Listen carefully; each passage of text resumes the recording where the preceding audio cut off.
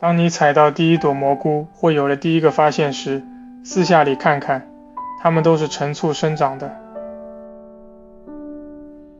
上一集我们看完了那场持续30年的战争，把所有有限的对称原子一个不漏的分类清楚，结论几乎让人安心，它们绝大多数都排进了一个个整整齐齐的无穷家族，一族接一族，像化学元素排进周期表，总共18条。可是，在总表的角落里蹲着26个例外，它们不属于任何一族，彼此之间也看不出亲缘。数学家给他们起了个专门的名字，叫散在单群，东一个西一个，不成序列。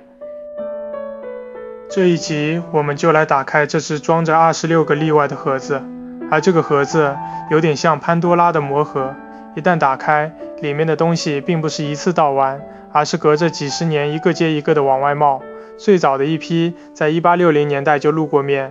然后整个数学界把它们忘了将近1个世纪，甚至一度怀疑它们根本不存在。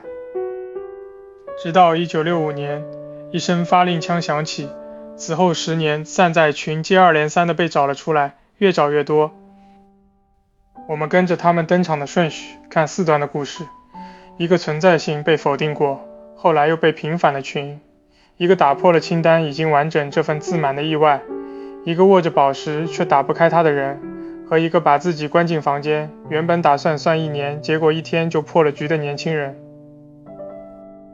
故事的开头，在1860年代的巴黎，埃米尔·马蒂厄，一位后来更多以数学物理留名的法国人，在研究把一排东西重新排列的时候，发现了几个行为异常的群，说来令人唏嘘。这位发现了对称世界瑰宝的人，几乎被巴黎的数学界拒绝了一辈子。一次为了证明教学能力而安排的试讲，被院长写下毁灭性的评语。学问是有的，但连平庸程度的教授素质都谈不上。他眼巴巴等了19年的一个教习，最后还是没轮到他。我们查遍了各种数学史档案，连一张他的画像都没能找到。这个一辈子被冷落的人，连自己的样子都没留给后世，留下的只有这几个以他命名、绝无仅有的群。要说清这些群哪里异常，得先有一个词叫传递度。把一个群想成一批洗牌的手法，作用在一排牌上。如果不管你指定哪一张牌想搬到哪个位置，群里总有一种手法办得到，就叫它传递。更进一步，如果你随便挑 K 张牌，随便指定他们各自要去哪，群里都有一种手法一次同时办到，就叫 K 从传递， K 越大，这只手越神通广大。举2个例子，全体重排 n 张牌的所有洗法是尖锐 n 重传递，任意排列搬到任意排列，而且搬法唯一只保留偶数次对调的那一半是 n-2 重传递，前面的牌随便搬，最后2张的次序被奇偶性锁死。在开始数这些群到底有多大之前，先请出一把尺子，它叫轨道稳定子。这一集从头到尾都要靠它。想象一个群作用在一堆点上，盯住其中一个点，问2件事：第一，这个点能被搬到多少个不同的位置，这些位置叫它的轨道；第二，有多少种手法能把这个点固定，这些手法自己凑成一个子群叫稳定子。定理说，整个群的大小就等于轨道的大小乘以稳定子的大小。我们把群里所有手法按它把这个点送到哪儿分堆，送到同一个目标的手法，恰好凑成一样大的一堆。每堆的大小正是稳定子，而堆数就是这个点能去的地方数，也就是轨道。堆数乘每堆大小就是全体。记住这把尺子，下面每一个群都用它来量。有了传递度这把标尺，就能说清马蒂厄这几个群到底稀有到什么地步。这里有个惊人的事实，它正是上一集那场30年战争的一个副产品。只要重数到了4以上，除了全体重排和偶排列这2个天生就大的群之外，整张有限单群的清单里能做到的总共只有4个。正是马蒂厄发现的 M11、M12、M23、M24， 其中2个甚至做到了5重传递，而5以上，除了那2个天生的大群，一个都找不到。换句话说，这4个群本身就是那份稀有到极致的清单。马蒂厄在1861年首次引入这些群，又在1873年完整展出了最大的那个。可发现之后，等着他们的不是掌声，而是近1个世纪的冷落，以及一场关于它到底存不存在的公案。问题出在，光看几个生成手法，很难判断它们到底生成了一个多大的群。1898年，美国群论学家米勒甚至发表论文，声称证明了这个群根本不存在。直到2年后，他自己又把结论撤了回去。一个后来被公认为瑰宝的群，曾被白纸黑字宣判过不存在，几年后又被翻了案。而真正给他盖棺定论的是1938年的恩斯特维特，他证明这个群不是别的，正是一个精巧到不可思议的组合设计的对称群。那个设计，我们下一节就去把它造出来。散在群之所以散在，根子埋在组合学里。但即使有了维特的地基，这5个马蒂厄群在此后20多年里，依然像博物馆里孤零零的5件展品，真实精美，却不知与什么相连。学界渐渐形成一种默契，有限单群的清单大概已经齐了，盒子似乎已经盖上，打破这份自满的是1965年的一声发令枪。克罗地亚数学家兹沃尼尼尔·杨科当时正钻研一个技术性的问题，本以为会推出一个已知的群，结果却推出了一个谁也没预料到的全新的散在群。这是自马蒂厄以来整整隔了92年的第一个新散在群，而这个发现本来是要被证明不存在的。当时杨科正和上一集那位群论泰斗汤普森合写论文，想排除掉某一类群，他却在最简单的一个情形上卡了壳，反而越算越像藏着一个新群。他写信告诉汤普森，汤普森回信说，排除掉他的证明此刻就摆在我眼前，你搞不定，我来。可等这封信寄到杨科，已经把这个群造出来了。那是1964年末，这个群若存在，阶应该是175560，由一批7×7的矩阵生成。杨科和系里2个研究生把一台内存只有20K 的老计算机重新编程来做这些乘法，连算了好几个昼夜，客厅地板上铺满成卷的打印纸。破晓时分，所有元素终于凑齐，群真的在。2个学生等他早上来，其中一个迎上去握住他的手说，这个群存在。92年的沉默被一声打破，冲击是巨大的。如果连一个都能这样意外冒出来，那清单凭什么算完整？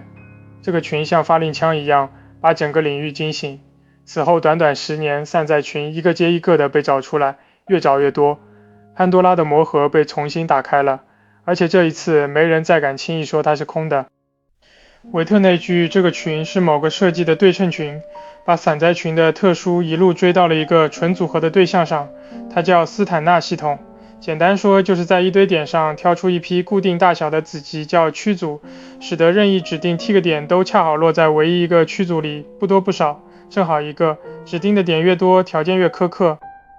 上一集我们其实见过最小的一个7个点7条线，每2点恰在唯一一条线上的法诺平面就是 S237。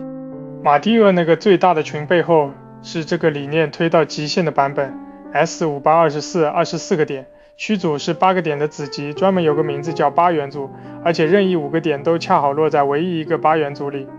T 等于5的斯坦纳系统极其罕见，这是其中最著名最对称的一个，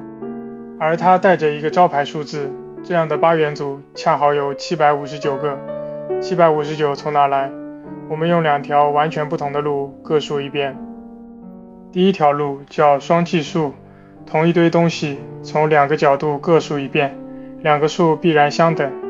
我们要数的东西是所有一个5点子集配一个装得下它的8元组的搭配。第一个角度，站在5点子集这头24个点里，一共能挑出42504个5点子集，而每个5点子集恰好只属于一个8元组，所以搭配总数就是42504。第二个角度，站在8元组这头，设8元组一共 n 个，每个8元组内部装着56个5点子集，所以搭配总数是 n 乘56。同一堆搭配，2个数必须相等， n 乘56等于42504，于是 n 就等于42504除以56，正好759。妙的是，这个数跟你具体怎么造，这张设计毫无关系，只要每5点恰属一个8元组，这句话成立，759就被固定了。第二条路完全另起炉灶，它要先造一个东西，奥进制哥莱玛，别被码字吓到，你可以把它想成一台专门生成特殊8点子集的机器。它是这样一批向量，24个格子，每格非0即1，其中精心挑出4096个码字。规矩是任何一个非0码字升上1的个数至少是8。这台机器长这样一张12乘24的生成矩阵，把它的横型随意异或组合，凡是结果恰好有8个1，那8个1所在的位置就是一个8元组。我们从0把它造出来，实测每种1的个数各有多少，个数是8的，恰好759个，个数是12的，2576个，个数是16的，又是759个，而1的个数正好是8的那些码字，把身上8个1的位置拎出来，就正好是一个8元组，于是又数出759。这两条路其实分工不同，比算两遍碰巧对上硬得多。双计数阵的是非这么多不可，任何这样的设计，不管谁怎么造，都逃不掉759。哥来这条路证的是我们这一份具体构造真的做到了，一个说必然，一个说实现，两头一夹，759就被彻底锁死。而马蒂厄那个最大的群，就是保持这759个8元组整体不变的，全部24个点的重排组合设计与散在群，在这里焊成了一个。这也解释了马蒂厄群那份古怪的高传递度，它继承的正是这张设计任意5点地位完全平等的完美对称。有了这张设计，我们就能用刚才那把轨道稳定子的尺子，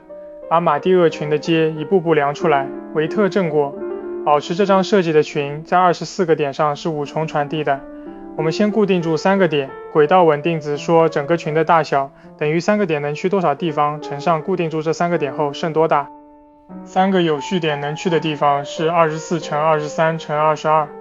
而固定住3点后剩下的那个群有一张熟脸，剩下的21个点恰好摆成一张4元域上的摄影平面，21个点每2点一条线，它在上面的对称正是上一集我们数过的 PSL 34阶是20160。这里蹦出2个新词，先说清4元域，不是我们熟的模4算术，它是一个恰好4个元素照样能加减乘除的小数系。摄影平面就是把这4元域里所有过原点的直线一条一条当成点数下来，恰好21个点，21条线，每2点定唯一一条线。而剩下这21个点上的对称正是 PSL 34，它其实是这4元域上行列式唯一的3乘3矩阵，比如这几个，再把整体放大缩小，算成同一个60480个矩阵，三个粘成一个，就剩20160个真正不同的对称。于是马蒂厄最大那个群的阶就是24乘23乘22，再乘20160，等于244823040。再往回拨，每少固定一个点，阶就除掉对应的点数，得到次大的2个群。而最小的2个是尖锐5重传递，固定住5个点后什么都不剩，阶就是那5个点能去的地方数本身。一个95040，一个7925个马蒂厄群的阶全从同一把尺子里量了出来。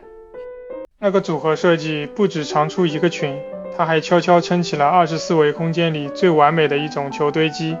而这才是把整个故事推向高潮的地方。先说一个概念叫接吻数，说的是一个球最多能同时贴着几个跟它一样大的球。在2维想象一堆硬币，答案是6枚正好围住中间1枚，塞不进第7枚。在3维答案是12，这个数字看似简单，却曾是牛顿争论的对象，直到1953年才被严格证明。维数一往上升，接吻数就暴涨，而且大多数维度里最优到底是多少，至今没人说得清。偏偏在24维冒出一个反常的估分般的尖点，接吻数恰好等于196560，一个干净、确定、别处再不出现的数字。这个数字来自一张24维的点阵，叫利奇格。接吻数就等于这张点阵里最短的那些非0向量的个数。1965年前后，英国数学家约翰利奇在研究高维球堆积时构造出了它，而它就挂在上一节那个组合设计上，把24个坐标一一对应到设计的24个点，用哥莱玛当筛子筛出哪些整点属于这张格。组合设计再一次现身，利奇是那种把数学、编码和早期计算机玩到一起的人。那196560个最短向量究竟长什么样？答案格外整齐，它们恰好分成3类，而每一类的数量都被上一节那张设计在暗中卡着。背景是，在这套坐标下，最短意味着各坐标的平方和正好等于32，而用整数坐标凑出32只有3条路。第一类，2个坐标是正负4，其余全零，4的平方加4的平方，正好32。数量是从24个坐标里挑2个来放，一共276种，每个再配正负号乘以4，一共1104个。第二类8个坐标是正负2，其余全零，8乘2的平方也是32。但这8个位置不能乱放，它们必须正好落在一个8元组上，因为格的规矩要求它们构成一个哥莱码字，而全8的码字就是8元组。于是位置有759种符号再配128种，乘出来是97152个。第三类，一个坐标是正负3，其余23个是正负13的平方加23个1，还是32。放3的位置有24种，整张正负号又必须构成一个哥莱码字，共4096种，乘出来是98304个。3类加起来1104加97152加98304，正好196560。24位的接吻数就这样被一类一类数了出来，而每一步都靠上一节那些8元组和码字撑着。接下来是这段故事里最有人情味的一幕，利奇很快意识到自己造出的这张格对称性异常之高，高得反常，仿佛藏着一整座他看不清的宫殿。可利奇本人是搞堆积和编码的，不是群论专家，算不动这张格到底有多少种对称。他手里攥着一块宝石，却打不开它，于是他四处求助。用他自己后来的原话说，我把这个问题吊在好几个人的鼻子底下，但第一个咬钩的是康威。那个第一个咬钩的人当时还没什么名气，却即将靠这一口成名的年轻人叫约翰·康威。接下这个问题的康威当时正处在人生的低谷。1968年，他在剑桥已经待了几年，却没做出什么名堂。他没怎么发表论文，整天泡在公共休息室里下棋，玩各种自己发明的游戏。他后来毫不掩饰地回忆那段日子：我变得非常抑郁，我觉得自己没在做真正的数学，什么都没发表，为此深感愧疚。更现实的是，他有妻子和一群女儿要养，而系里那些埋头苦干的教授让他真切地担心自己会不会被解雇。就在这时，利奇那块打不开的宝石经人辗转递到了他手上。有意思的是，康威当时根本算不上群论专家，后来汤普森给他讲解时，一度惊讶地发现你这些居然都不懂，只好当场给他补课。可正是这个门外汉接下了连利奇本人都算不动的问题。他做了一个近乎悲壮的决定，给自己排了一张开放式的作战表，每周3、每周6雷打不动地算，还跟妻子道了别，准备打一场持续1年的硬仗。结果第一次坐下来，半天到1天，他就把它算了出来。康威要算的是保持利奇格的全部对称，那些既不动原点，又保持所有距离，还把整张格印回自身的变换，全体凑成的群，叫康威群。它是一批24乘24的矩阵，它有多大？还是那把轨道稳定子的尺子。这次让一个东西，就是刚才那196560个最短向量里的一个。康威计算的核心是证明了这个群作用在这些向量上，是传递的任何一个最短向量都能被搬到任何另一个，连3种不同形状之间都能互搬。所以一个最短向量能去196560个地方。于是群的大小等于196560乘上固定住其中一个向量后剩下的那个群的大小，而那个稳定子的大小，康威也算了出来，是42万亿多，两个数依乘落到一个大约 8.3 乘10的18次方的数，800多亿。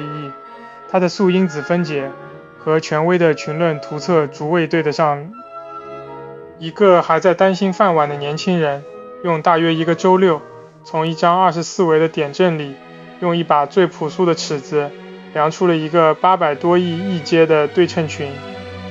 这里要顺便纠正一个流传很广，连不少通俗书都讲反了的版本。那个版本说是汤普森像神谕一样事先算好了这个群该有的街，康威只是去验证。其实正好反过来，真相是康威算出街之后打了个电话给汤普森，几分钟后汤普森就回过电话来，告诉他这是一个新单群的2重覆盖，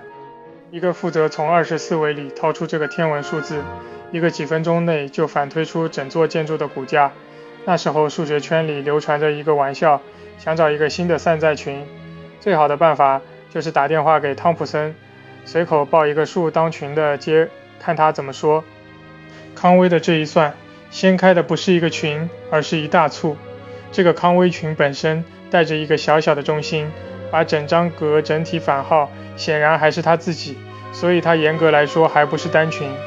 把这个中心商掉，才得到第一个真正全新的散在单群。康威群和这个新单群就像上下叠着的2层，只差一个整体正负号，这种2:1盖住的关系就叫2重覆盖，也正是刚才汤普森在电话里脱口而出的那个词。接着不去搬所有向量，而是固定住某一种特定类型的向量，只看剩下的对称，又能长出2个新的散在群。有意思的是，刚才那个固定住一个最短向量的稳定子本身就正好是其中一个。不止如此，好几个当时刚被别人零散发现，还各自孤立的散在群，也被证明就藏在这个康威群里面，一并被收编。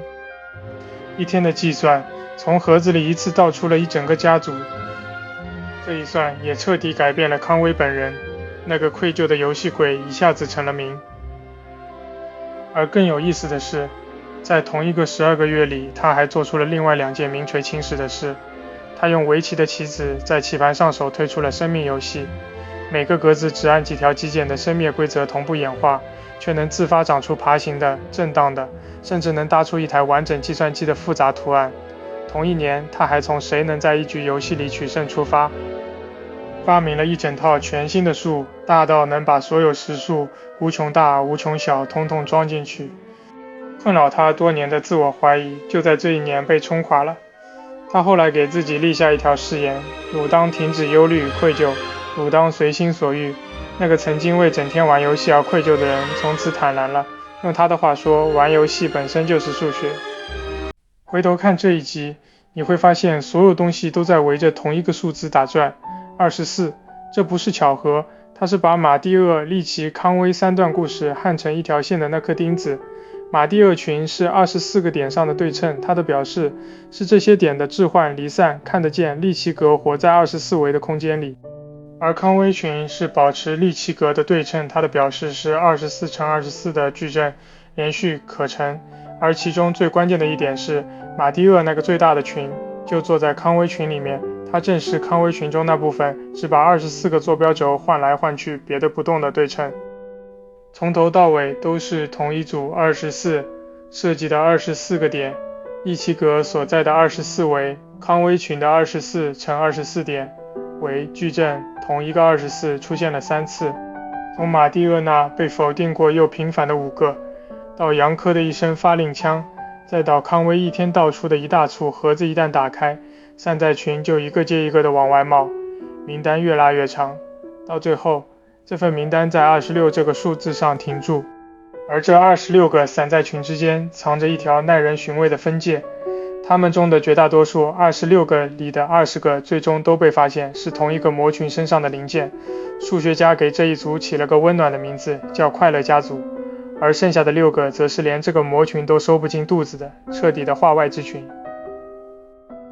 耐人寻味的是，本集开头那个吹响发令枪的杨科群，自己恰恰就是这6个化外群之一，点燃了整场狩猎的人，最终并不在那个温暖的大家庭里。那个能把20个散在群都装进肚子里的魔群，就是这整个系列从第1集起就一直在远处暗示的东西。它究竟有多大？它为什么会和一个看似毫不相干的数学分支对上暗号？那是系列最后2集的事了。盒子还没关上。视频里的详细推导可以参考我的博客文章。若您发现了视频或博文中的错误，或者对我所做的东西感兴趣，也欢迎在视频下方留言，或通过邮箱与我交流。谢谢观赏。